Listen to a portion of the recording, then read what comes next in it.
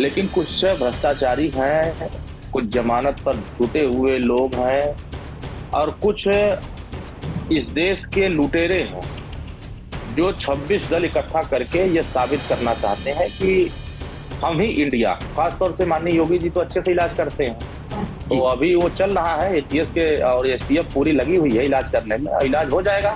तो इसका मतलब है कि कल को सचिन के घर पे भी बुलडोजर एक्शन होने वाला है।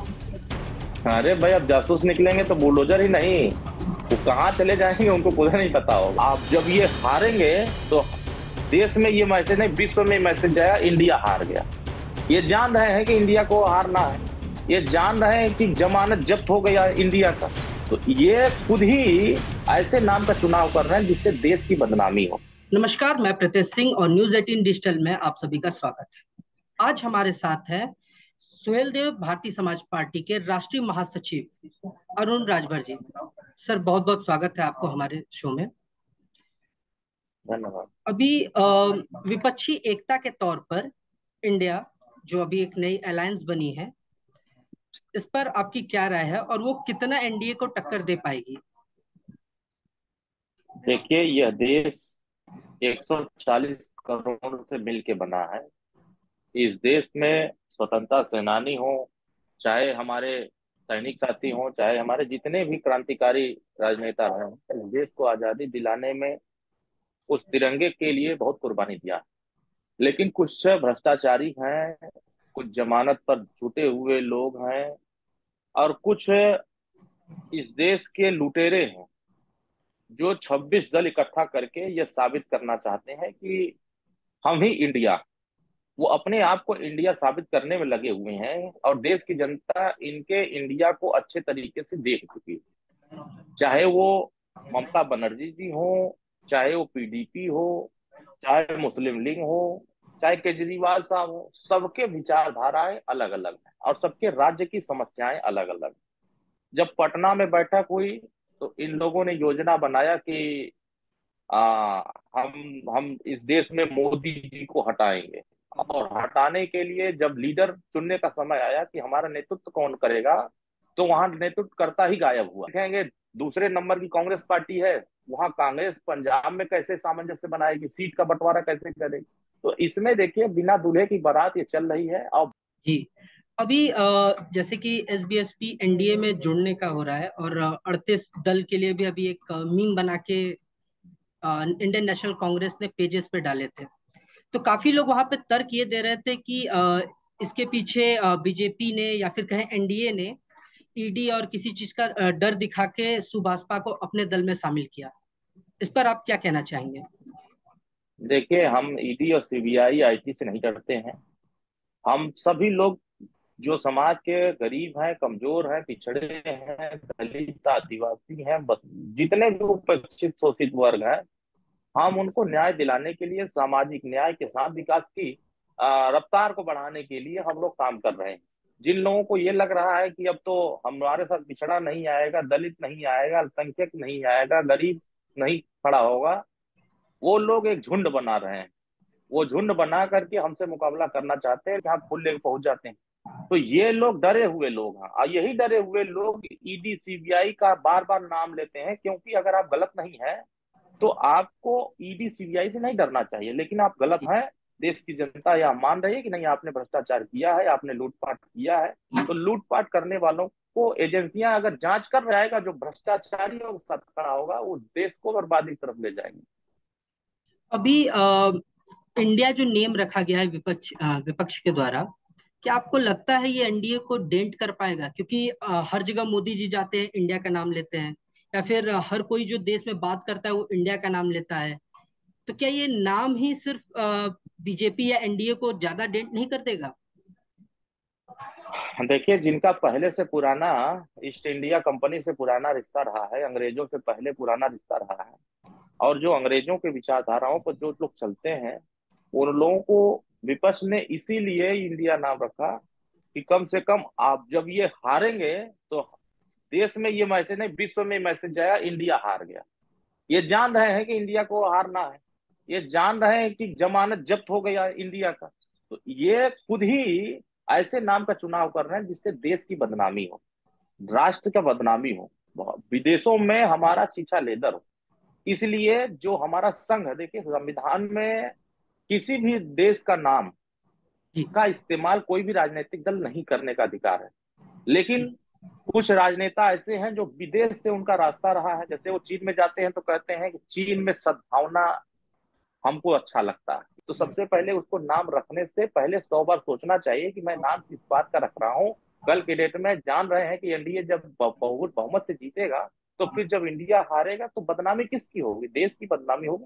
तो ये देश की बदनामी कराने वाले नेता, ये खुद ही इस देश के राजनीति करने वाले लोग चाहते हैं कि देश की बदनामी हो, लेकिन हम लोग देश की बदनामी नहीं होने देंगे। देश को आगे ले जाने के लिए ऐसे लोगों को इस देश के सामने बेनकाब बराबर करते रहेंगे। हैदर को लेकर, जो आपने देखा होगा कि वो पाकिस्तान से महिला आई और भारत में शरणार्थी बनना चाहती हैं, और उन्होंने अभी कल राष्ट्रपति को एक पत्र भी लिख दिया है। तो सीमा हैदर को लेके अभी क्या है सरकार की नीति, और वो क्या स्टेप लेने वाले, इस पे कुछ आप अपनी राय दे सकते हैं? देखिए, सरकार सरकार अपना कार्य कर रही है, एजेंसी अपना कार्य कर रही है। एटीएस ने जांच किया, जांच में जिस तरह से पूछताछ का क्रम चल रहा है, जी सरकार और एजेंसी को लग जाएगा कि नहीं, हाँ ये गलत नहीं है, हो सकता है किसी विषय पर आई हो।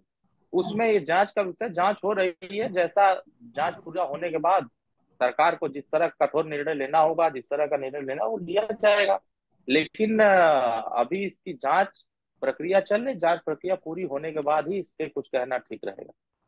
तो हम मतलब मान के चल सकते हैं कि अगर सीमा गलत निकलती है तो पाकिस्तान वापस जाएंगे? अब भाई, गलत देश में, हमारे देश में अगर कोई भी गलत करने के लिए आएगा तो जी उसको तो सजा मिलेगी ही। और हमारे सरकार इसलिए प्रतिबद्ध भी है कि कोई भी अगर गलत करेगा तो उसका इलाज भी इस देश में भी होगा बाकायदे से। और खास तौर से माननीय योगी जी तो अच्छे से इलाज करते हैं। तो जी। अभी वो चल रहा है, एटीएस के और एसटीएफ पूरी लगी हुई है इलाज करने में, और इलाज हो जाएगा।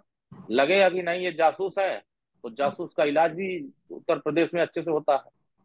तो इसका मतलब है कि कल को सचिन के घर पे भी बुलडोजर एक्शन होने वाला है? अरे भाई, अब जासूस निकलेंगे तो बुलडोजर ही नहीं, वो कहाँ चले जाएंगे उनको खुद नहीं पता होगा। जी बिल्कुल। अ, अभी एक वीडियो काफी वायरल हो रहा है मणिपुर का लेकर, जिसपे काफी सारा विवाद भी छिड़ा हुआ है। तो मणिपुर वायलेंस को लेके अभी एनडीए की क्या रणनीति होगी, क्योंकि विपक्ष इस पे बहुत हमलावर है? देखिए, विपक्ष खाली एक जगह देख रहा है। बंगाल में भी उस तरह की हरकत हुई है, छत्तीसगढ़ में भी उस तरह की जी हरकत हुई है, बिल्कुल। मध्य प्रदेश में भी हुई है, राजस्थान में हुई है। लेकिन विपक्ष अपनी कमजोरी छुपाने के लिए उसको सिर्फ एक जगह की चीजें ज्यादा दिखाए। हाँ, हमारी सरकार प्रतिबद्ध है। अगर वहां के लोगों ने इस तरह की घटनाएं की, ये बहुत ही दुखद है, निंदनीय है। इस तरह की घटना देश में नहीं होनी चाहिए। हर देश के हर नागरिक का सम्मान है, और खासतौर से महिलाओं के साथ अगर कोई अभद्रता करता, इस तरह के करता है, तो हमारी सरकार उसके प्रति कठोर कार्रवाई कर रही है। और उसमें गिरफ्तारियां भी हुई हैं, जांच चल रही है। और जो भी लोग इस तरह के कटघरे में खड़े होंगे, ऐसे लोगों पर कठोर कार्रवाई करने के लिए सरकार प्रतिबद्ध है। आने वाले समय में इतिहास बनेगा कि जिन लोगों ने इस तरह की हरकत किया है, आने वाले समय में दोबारा कोई उस तरह का हरकत करने की हिम्मत नहीं जुटाएगा।